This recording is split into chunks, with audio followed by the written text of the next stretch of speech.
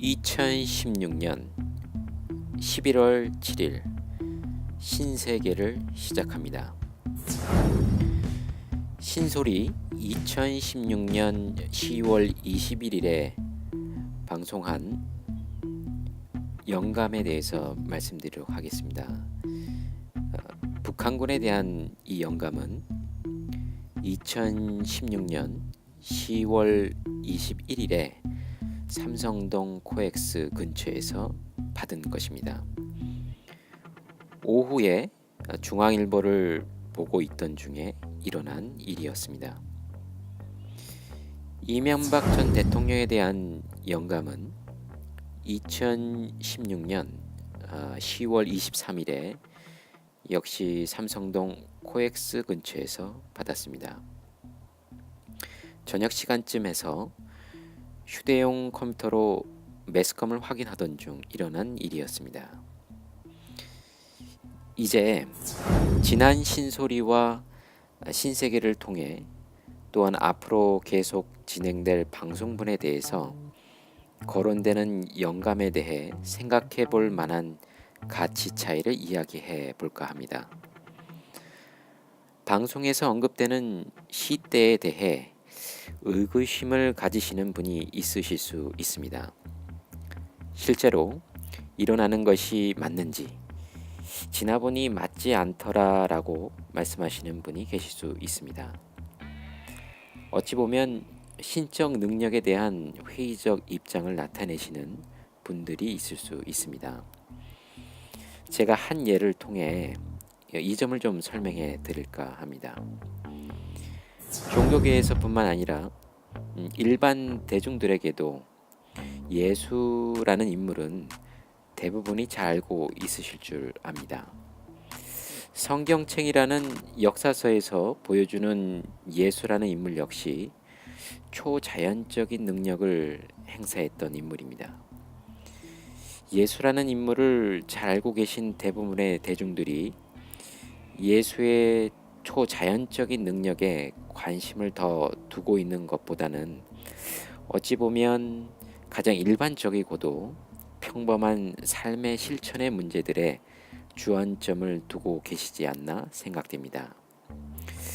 그래서 예수 자신도 40일간의 단식 기간 중에 유혹받은 이야기 중에서 나오는 것인데요. 돌을 빵으로 만들어 보라는 유혹에서 사람은 빵으로만 살지 않는다고 말했다는 에피소드가 있습니다. 예수가 그만한 능력이 없지 않았다고 할 사람은 없을지라도 그런 초자연적 능력에 오히려 더 많은 관심을 가지고 있는 사람들이 많을 수 있습니다.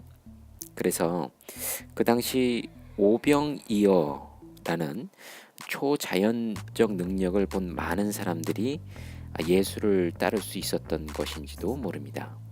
그러나 어찌 보면 이런 초자연적 능력을 보는 것, 즉 말초 신경만을 자극하는 것에만 관심사를 두고 있는 대중들을 향해 예수는 아마도 사람은 빵으로만 살지 않는다라는, 다시 말하자면 삶의 근본적인 문제에 대해 더 우리가 생각해 보아야 하지 않나라고 대중들을 향해 외치는 것일 수 있습니다. 대중들의 한 끼 해결만을 위한 초자연적 능력은 아무 의미가 없어 보일지 모릅니다. 오히려 서커스나 쇼의 한 부면으로 보여질 수 있습니다.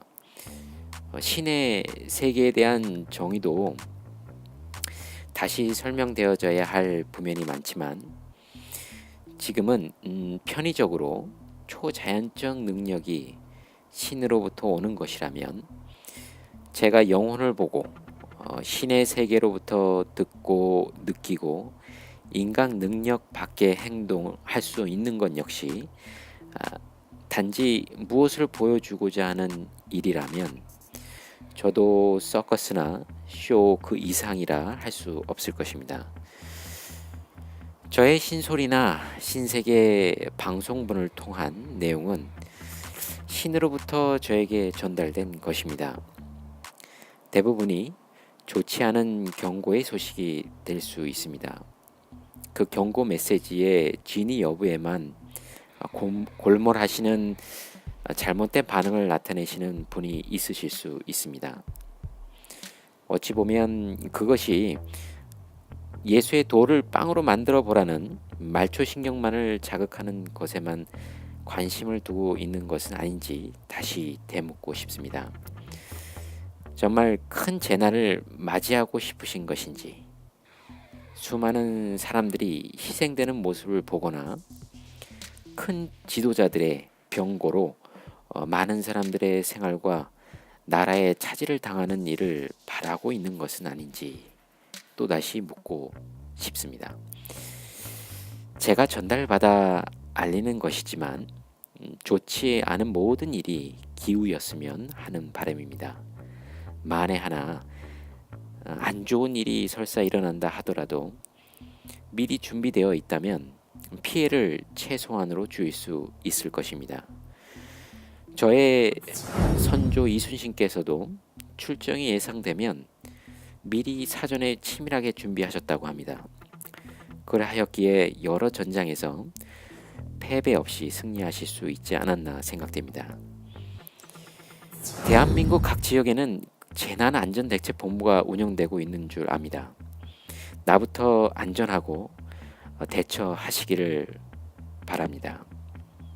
지금까지 2016년 11월 7일 신세계였습니다.